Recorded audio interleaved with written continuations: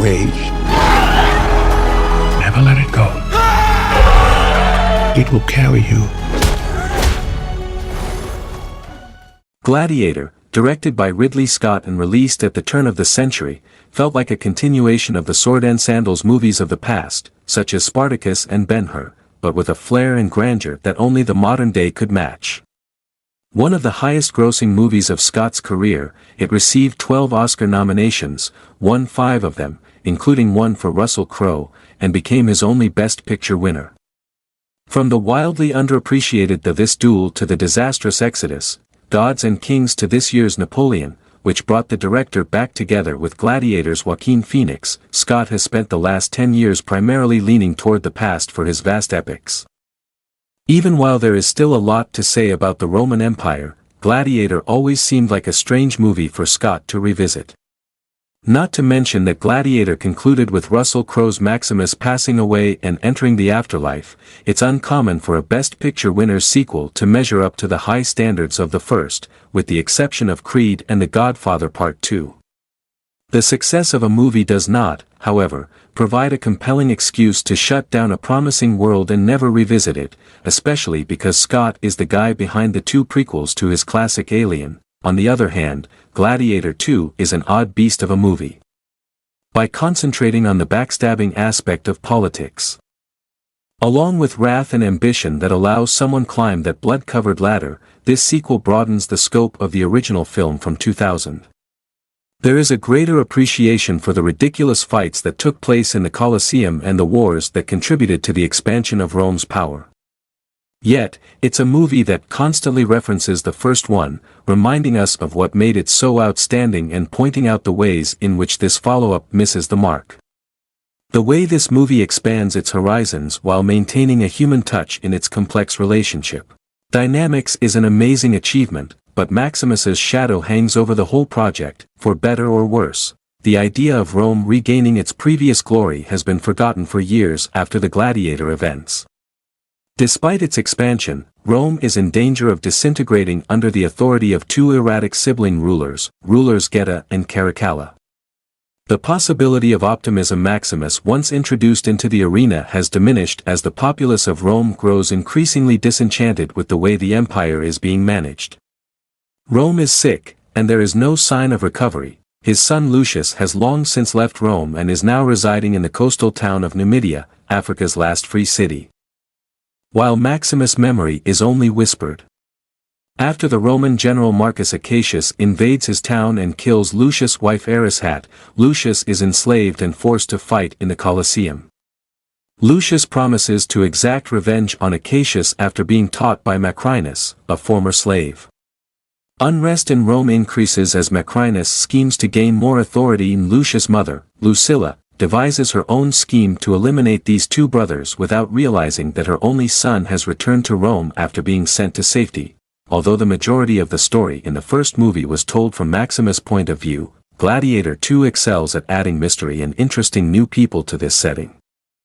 From a scenario by Scarpa and Peter Craig, the script by regular Scott collaborator David Scarpa offers intriguing new perspectives to examine this universe from fresh angles. By concentrating on the politics of the time, we are able to observe how someone could use money and whispered secrets to their advantage in order to gain influence. This strategy has elements of Game of Thrones, and Scarpa's focus on the political intrigue means that the most interesting scenes take place outside the Colosseum rather than within. Nielsen's Lucilla is one of the most captivating characters in this sequel, despite the fact that nearly the whole cast is new. This attention helps her develop in a manner that the original was unable to. The effort made to make Lucilla even more essential in this movie makes her one of the most well-rounded characters in this series, even though her plot changes in the second half to ignore this political component. Both Quinn and Heckinger are incredibly insane. They would rather let the blood flow in the Colosseum than care about whether their people would have enough food. They are both fearsome when necessary, but they are always gleefully extravagant in performances that call for this kind of ridiculousness. Pascal plays the role of Acacius, who is also highly powerful but rarely used. As soon as we first see him, we can see that he regrets the death and destruction he has brought about in the name of Rome. This character has a great deal of sadness, which Pascal masterfully conveys. Sadly, Gladiator 2 doesn't provide him any further activities. However, Denzel Washington's Macrinus, which is electrifying in every moment, overshadows all of these supporting performances, as one could anticipate. Despite playing a supporting part, Washington captures our interest to the point where even the most talented actors in a scene look little in contrast. The way that Washington manipulates others to achieve his goals is delightfully cunning. And his performance has a Shakespearean feel to it. Washington's Macrinus is playing political chess while everyone else in the movie seems to be playing checkers.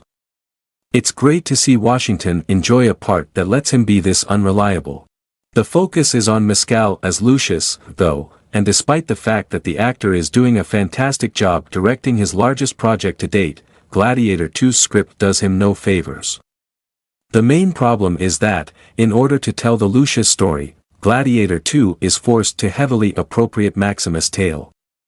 The beats are all too familiar, starting with Lucius' wife dying and ending with his imprisonment and gladiatorial battles to get retribution. Although Gladiator 2 occasionally attempts to portray himself as a son carrying on his father's great legacy, we even witness him training for combat in the same manner. For Lucius, this frequently feels more like Gladiator 2 again retelling the same tale 24 years later. It's also impossible to avoid equating Mescal's performance with Crowe's star-making role because Lucius is placed on a similar trajectory to Maximus in the previous movie. Simply put, Mescal's character isn't given the chance to develop to the same degree of feeling as Maximus. We don't experience the same level of sadness after his wife passes away as we did in the original, nor do we sense the intense anger that drives these two characters. Lucius just lacks the number of layers necessary to make him an equally captivating character, while Maximus felt like a bomb waiting to blow. It's not a criticism of Mescal's performance, but rather of the movie's failure to develop Lucius in a way that makes him stand on his own 2 feet without what we already know from the original. Scott's sheer immensity in Gladiator 2 is amazing, and it's easy to overlook his abilities as the designer of such massive epics.